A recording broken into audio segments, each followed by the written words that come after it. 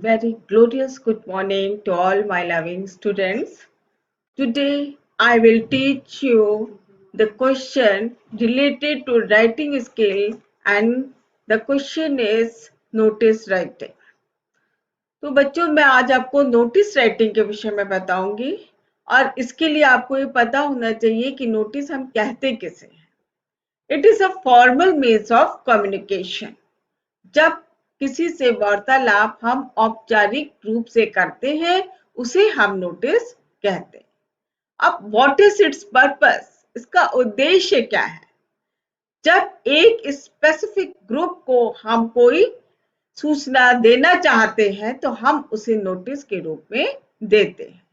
इसे हम display boards में लगा सकते हैं, पब्लिक प्लेसेस में आपने नोटिस लिखा हुआ देखा होगा, हम न्यूज़पेपर में भी नोटिस लगाते हैं। अब देखिए नोटिस राइटिंग है क्या? A notice is written in order to inform pupil or pupils about an event or an activity.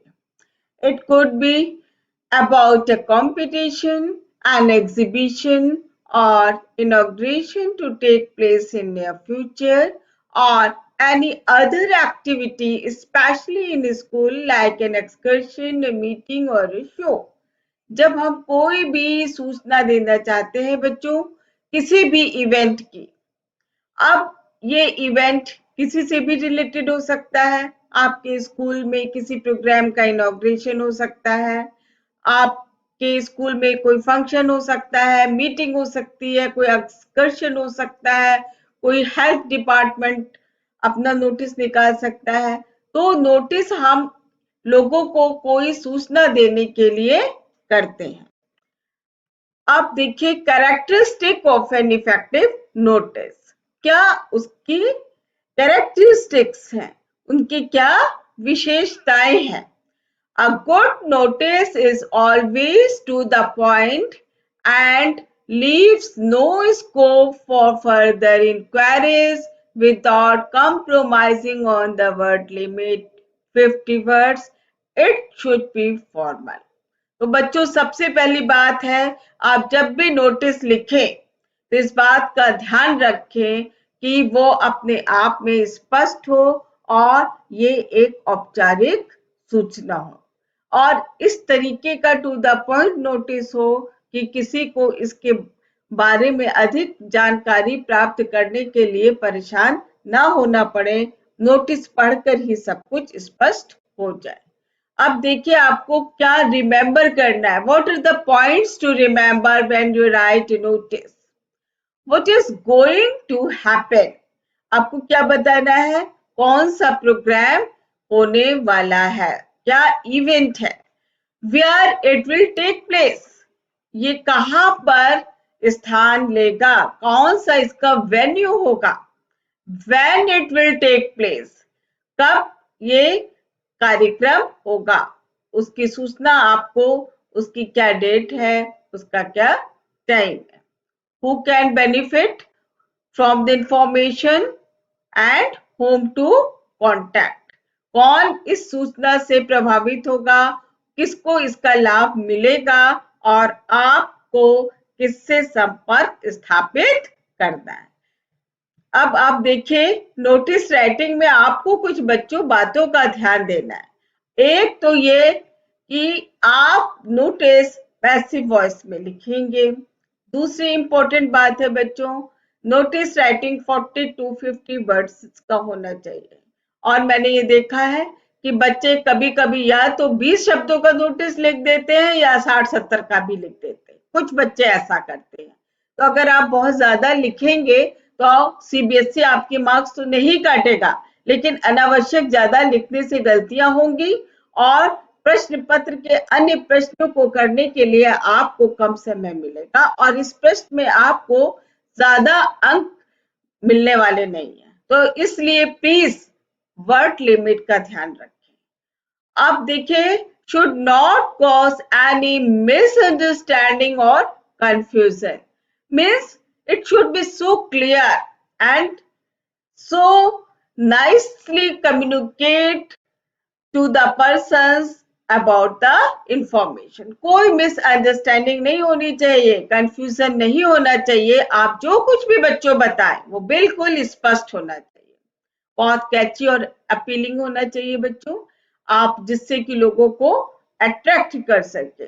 और कभी आप जैसे बच्चों कोई निकाल रहे हैं नोटिस, तो कहीं कहीं आप बोल्ड लेटर्स का, कैची स्लोगन्स, स्ट्राइकिंग वर्ड्स और फ्रेजेस का प्रयोग भी कर सकते हैं. सपोज आपको हेल्थ कैंप से रिलेटेड निकालना है कोई नोटिस, तो आप कह सकते हैं हेल्थ इज वेल्थ. तो इस तरीके के आप स्लोगन्स लिख सकते हैं.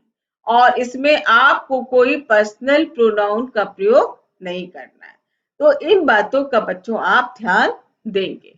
अब देखिए, ये बहुत इंपॉर्टेंट है. मैं आपको स्टेप्स बता रही हूँ और स्टेप्स ध्यान से आप समझें, क्योंकि इसी पे आपके सभी अंक आधारित होंगे. आपको देखना है कि इशूइंग अथॉरिटी क्या है. इशूइंग अथॉरिटी कौन आपका नोटिस निकाल रहा है. आपका स्कूल हो सकता है, कोई हॉस्पिटल हो सकता है, कोई डिपार्टमेंट हो सकता है. वो जो इशू कर रहा है वो अपना नाम यहाँ पर लिखेगा. उसके बाद बच्चों देखिए, आप लिखेंगे नोटिस. इसमें आप ध्यान से समझें कि आप लोग इसे कभी कभी स्मॉल लेटर्स में लिख देते हैं, आप इसे कैपिटल लेटर में ही लिखेंगे. उसके बाद डेट आती है. अब आप ये सोचें कि आपको यहाँ डेट कौन सी लिखनी है, तो जिस तारीख को आप नोटिस निकालते हैं वही डेट आप लिखेंगे. उसके बाद आप सब हेडिंग लिखेंगे, जैसे celebration of teachers day, celebration of Janmashtami, जो भी आपका हो सकता है, या स्टाफ मीटिंग, जिससे भी रिलेटेड है वो सब हेडिंग यहाँ पर आएगी. उसके बाद आपका बॉडी ऑफ द नोटिस आता है, जिसमें आपको अपना टू द पॉइंट लिखना पड़ता है. और आपके प्रश्न में ही आपको इसके जवाब मिल जाते हैं. वो आपको खुद ही बताएंगे नोटिस किस लिए लिखना है, किस इवेंट के लिए लिखना है, और किस डेट और टाइम और वेन्यू को भी आप इसमें जरूर मेंशन करेंगे. बॉडी ऑफ द नोटिस में आपको ध्यान देना होगा बच्चों कि आपकी ग्रामर सही होनी चाहिए, आपकी स्पेलिंग्स सही होनी चाहिए. और उसके बाद आप अपना साइन करेंगे, नेम लिखेंगे और डिजिग्नेशन लिखेंगे. ये सारे आपके स्टेप्स हैं. फिर से देख लीजिए. पहला स्टेप है इशूइंग ऑर्गेनाइजेशन, दूसरा स्टेप है नोटिस, तीसरा डेट, फोर्थ आपका है सब heading, next is body of the notice, and in the end you will put your sign, name and designation. Now I am giving you an example of notice writing. It is an example. So first of all, as I told you, first you will mention name of the institution. तो आपका कौन सा school है? Dread रोज public school. तो आपने नाम लिखा. उसके बाद मैंने जैसे आपको बताया, आप नोटिस लिखेंगे. सेकंड स्टेप, तो आपने नोटिस बच्चों लिखा. फिर थर्ड मैंने आपको बताया कि डेट लिखनी है, आपने डेट लिख दी 5 जून 2020. उसके बाद आपने यहाँ पे क्या लिखा? Inter school singing competition. कि ये आपकी सब हेडिंग हो गई. अब आप कोई भी बच्चों नोटिस लिखेंगे तो सबसे पहले मैं आपको ये बता दूं कि सबसे सिंपल लाइन है जो हर बच्चे को बिल्कुल लर्न हो जाएगी. आपकी लाइन है, it is inform to all the students. अब ऐसा नहीं है कि आपने ये स्टूडेंट्स देख लिया तो आप लर्न कर लें स्टूडेंट्स. आपको क्वेश्चन में देखना होगा कि नोटिस किसके लिए है. सिटीजन्स के लिए है, स्टाफ मेंबर्स के लिए है, टीचर्स के लिए है. तो क्वेश्चंस में आप बच्चों जरूर देखें कि किसे आपको नोटिस देना है. तो इस यहाँ पे आप स्टूडेंट्स को इन्फॉर्म कर रहे हैं तो आपने स्टूडेंट्स लिखा. That an inter-school singing competition will be held on 5th July. 5th जुलाई को इंटर सिंगिंग कंपटीशन होगा. Approximately 15 schools will participate in this event. लगभग 15 स्कूल इसमें पार्टिसिपेट करेंगे. The students who are interested to participate in this program should submit their names to CCA incharge Shri P K. Mittal. वो अपना नाम CCA in charge PK. Mittal को देंगे. For any further information, contact to undersign. और जो नोटिस निकाल रहा है उसको आपको उससे संपर्क करना है. तो ये बच्चों आप ध्यान से मेरी बात समझ लीजिए कि ये जो लास्ट लाइन है, for any further information contact to undersign, ये आप अवश्य मेंशन हर नोटिस में करेंगे. उसके बाद जैसे मैंने आपको बताया है, पहली line it is inform to, जिसको भी आपको इन्फॉर्म करना है आप उसको इंफॉर्मेशन देंगे. उसके बाद बच्चों मैं आपको एक एग्जाम्पल दे रही हूँ जो आप गलतियां करते हैं और ये मैक्सिमम बच्चे करते हैं. आपको शायद कभी कभी नोटिस की स्पेलिंग पता होती है या नहीं पता होती है, आप ई नहीं लिखते हैं, तो इस बात का ध्यान रखिएगा. उसके बाद बच्चों आप सब हेडिंग लिखना भूल जाते हैं, जो कि बहुत इंपॉर्टेंट है. सब हेडिंग आप जरूर लिखा करें. आप उसके बाद कभी कभी इसको आप सिंगुलर नंबर में लिखते हैं, जबकि ये प्लूरल नंबर में होना चाहिए, क्योंकि आप किसी एक विशेष बच्चे को, एक विशेष स्टूडेंट को नहीं बताएंगे, आप सबको बता रहे हैं. तो ये चीज आपको अपने दिमाग में रखनी है. अब जैसे यहाँ पे मैंने आपको देखा आपने कि यहाँ पे वर आ गया है. I am instructing you never use past tense when you write notice. जब आप नोटिस लिख रहे हैं कभी पास्ट टेंस नहीं करेंगे. पास्ट टेंस का प्रयोग पूर्णतया वर्जित है जब आप नोटिस राइटिंग लिखेंगे. तो अगर बच्चे इंटरेस्टेड थे तो उसका मतलब क्या हुआ आगे आने वाले प्रोग्राम में. तो इसलिए हु आर, जो इंटरेस्टेड है at present, the children, the students who want to participate, who are interested होना चाहिए. और ये बहुत कॉमन मिस्टेक है बच्चों. I don't know why you usually mention thanking you when you write notice writing. आप शायद जल्दीबाजी में लिख देते हैं. थैंकिंग यू लेटर राइटिंग में लिखा जाता है, लेकिन आप लोग नोटिस राइटिंग में भी बच्चों लिख देते हैं.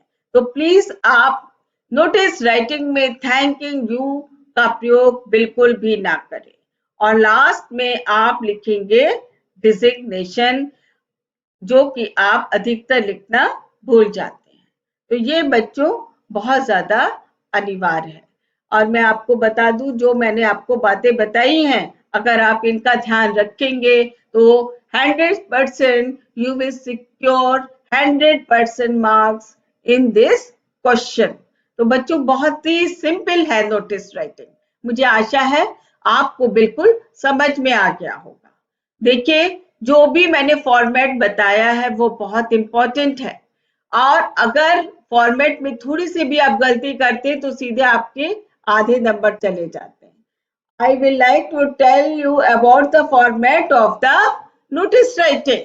सबसे पहले आपका मार्किंग स्कीम क्या है ये मैं बता रही हूँ. फॉर्मेट 1 नंबर का है, कंटेंट 2 नंबर का है और एक्सप्रेशन 1 नंबर का है.